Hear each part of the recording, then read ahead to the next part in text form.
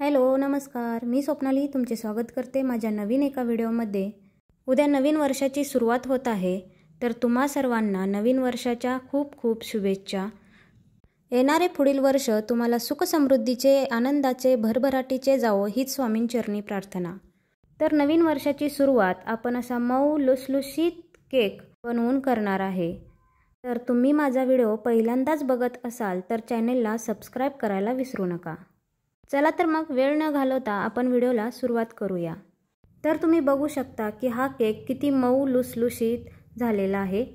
तर हा केक बनवण्यासाठी मी कोणतीही बेकिंग पावडर, बेकिंग सोडा वापरलेला नाही। आपल्या घरगुती साहित्यामधूनच हा हेल्दी असा एकदम स्पॉन्जी, मऊ, लुसलुशीत असा रवा केक बनवला आहे। हा केक बनवण्यासाठी आपल्याला काय काय साहित्य लागणार आहे ते आपण बघूया। एक खोलगट असं मोठं भांडं घ्यायचं आहे, ज्यामध्ये आपण केकचं बॅटर छान व्यवस्थित मिक्स करू शकू। त्यानंतर आपल्याला असा बारीक रवा लागणार आहे। तुमच्याकडे मोठा रवा असेल तर तो तुम्ही मिक्सरमधून फिरवून घ्या। असा बारीक असला म्हणजे त्याचं टेक्स्चर छान येतं। केकसाठी आपल्याला बारीकच रवा वापरायचा आहे। त्यानंतर आपल्याला पाऊण वाटी साखर लागणार आहे। साखर मी अशी बारीक करून घेतली आहे। त्यानंतर अर्धी वाटी मैदा। मैद्यामुळे आपला केक असा मऊ होतो।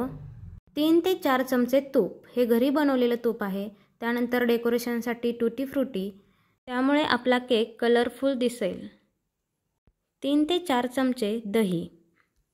आपण घेतलेल्या मोठ्या भांड्यात सगळ्यात पहिल्यांदा आपण तूप ओतून घ्यायचं आहे। तूप ओतलं की त्या तुपामध्ये आपण 4 चमचे दही घ्यायचं आहे। दही तुपामध्ये एकजीव होईपर्यंत छान असं फेटून घ्यायचं आहे। इथे खरंच पेशन्सची गरज असते, कारण दही आपल्याला छान मिक्स करून घ्यायचं आहे, लगेच घाई करायची नाही। दही छान मिक्स झालं की त्यामध्ये आपण बारीक करून घेतलेली साखर घालायची आहे। ही पाऊण वाटी साखर घेतलेली आहे। तुम्हाला जर जास्त गोड पाहिजे असेल तर तुम्ही साखर वाढवू शकता। साखर बारीक करत असताना यामध्ये मी 2 वेलदोडे घातले होते, ज्यामुळे आपल्या केकला छान फ्लेवर येईल। दही, तूप आणि साखर एकदम एकजीव होईपर्यंत आपल्याला मिक्स करून घ्यायचं आहे। त्यानंतर त्यामध्ये आपण बारीक करून घेतलेला 1 वाटी रवा मिक्स करायचा आहे। हा रवा मी 1 वाटीच घेतलेला आहे। रवा त्या बॅटरमध्ये छान असा मिक्स करून घ्यायचा आहे। रवा छान मिक्स झाला की त्यामध्ये आपण अर्धी वाटी मैदा मिक्स करणार आहे। मैद्यामुळे आपल्या केकला छान बाइंडिंग येतं, त्यामुळे आपला केक छान मऊ लुसलुशीत होतो। सगळं साहित्य अगदी एकजीव होईपर्यंत आपण छान मिक्स करून घ्यायचं आहे। पहिल्यांदा सांगितलेल्या साहित्यामध्ये एक साहित्य सांगायचं राहून गेलं, ते म्हणजे दूध। आपण या केकसाठी 1 वाटी दूध वापरणार आहे। पहिल्यांदा आपण अर्धी वाटी दूध यात ओतून घ्यायचं व छान मिक्स करायचं। उरलेलं दूध आपण नंतर वापरणार आहे। हे बॅटर एकदम एकसारखं झालं पाहिजे, तोपर्यंत आपण असंच फिरवत राहायचं आहे। हे मिश्रण एकजीव होतंय तोपर्यंत मी पुन्हा एकदा साहित्य सांगते। मी 1 वाटी रवा घेतलाय, त्यासाठी अर्धी वाटी मैदा, पाऊण वाटी साखर, 1 वाटी दूध, 4 चमचे दही व 4 चमचे तूप वापरलेलं आहे। आणि कलरफुल दिसण्यासाठी टूटी फ्रूटी घेतलेली आहे। तर तुम्ही बघू शकता आपलं मिश्रण एकदम एकजीव झालेलं आहे। त्यावर झाकण ठेवून आपण अशीच 15 मिनिटं ठेवणार आहे। तोपर्यंत आपण पुढची तयारी करून घेऊया। गॅसवर प्रीहीट होण्यासाठी अशा पद्धतीने मी कुकर ठेवलेला आहे। कुकरच्या बेसला अशा पद्धतीने मी मीठ पसरवून घेत आहे, ज्यामुळे आपला केक एकदम एकसारखा बेक होईल व आपला कुकरही काळा पडणार नाही। मीठ पसरवून झालं की त्यावर अशा प्रकारची एक जाळी ठेवायची, ज्यावर आपण जे भांडं ठेवणार आहे ते अगदी व्यवस्थित बसेल व सगळ्या बाजूने त्याला छान हीट मिळेल। प्रीहीट होतोय तोपर्यंत आपण तयार करून घेऊया। असंच कुकरच्या डब्यामध्ये थोडंसं तेल ओतायचं आणि सगळ्या बाजूनी छान ग्रीस करून घ्यायचं, ज्यामुळे आपला केक डब्याला चिकटणार नाही आणि काढायलाही सोपं जाईल। तर तुम्ही बघू शकता अशा प्रकारे मी सगळ्या बाजूनी तेल लावून घेतलं आहे। तर याच डब्यावर आपण थोडासा मैदा टाकून घ्यायचा आहे। जी मैद्याची एक लेयर आली की आपला केक एकदम पटकन निघतो। मैदा सगळ्या बाजूनी एकदम एकसारखा पसरून घ्यायचा। तर तुम्ही बघू शकता मैद्याची अशा प्रकारे एक लेयर तयार करून घ्यायची। आता टूटी फ्रूटी तळाला जाऊन बसू नये यासाठी आपण त्यामध्ये थोडासा अर्धा चमचा, अगदी अर्धा चमचा मैदा घालायचा आहे।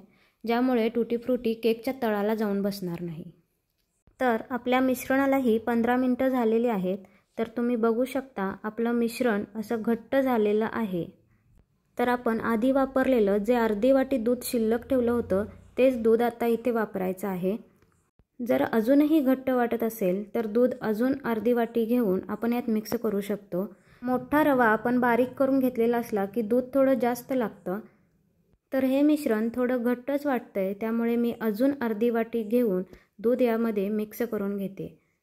हे मिश्रण आपल्याला अगदी एकजीव करून घ्यायचं आहे, घाई अजिबात करायची नाही, एकसारखं त्याला फिरवत राहायचं। मिश्रण एकजीव झाल्यानंतर त्यामध्ये आपण 1 चमचा इनो वापरणार आहे।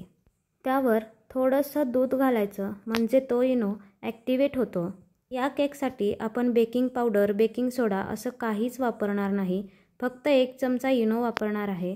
तुम्ही बघू शकता हा इनो इतका ॲक्टिवेट झाला आहे, त्यामुळे आपलं बॅटरही फुललं आहे। तर छान एकसारखं फिरवून घ्यायचं। हे आपला कुकरही प्रीहीट झाला आहे आणि आपलं भांडंही तयार आहे। इनो मिक्स केल्यानंतर आपण एकसारखं फिरवून लगेच भांड्यामध्ये मिश्रण ओतून घ्यायचं आहे। हे मिश्रण आपण ग्रीस केलेल्या डब्यामध्ये काढून घेऊया। डब्यामध्ये काढून घेतल्यानंतर आपण 2 ते 3 वेळा त्याला असं थोडं थोडं टॅप करायचं, म्हणजे त्यामध्ये जे एअर बनलेले असतात, जे बबल्स बनलेले असतात ते बाहेर निघतात, त्यामुळे आपला केक एकसारखा बेक होतो। हा डबा आपण प्रीहीट केलेला कुकरमध्ये ठेवून घ्यायचा आहे। त्यानंतर त्याच्यावरून चेरी पसरून घ्यायची आहे। तुम्हाला जर केकच्या आतमधून चेरी पाहिजे असेल तर मिश्रण आपण एकजीव करतो त्यावेळी थोडी चेरी टाकली तरी चालते। मी अशी वरून चेरी टाकून घेते, ज्यामुळे ती तळाला जाऊन बसत नाही। त्यानंतर याच्यावर झाकण ठेवून आपण लो टू मीडियम गॅसवरती 30 मिनिटं हा केक बेक करून घेणार आहे। तर 30 मिनिटं झाल्यानंतर तुम्ही बघू शकता आपला केक छान फुलला आहे, बेक झालेला आहे।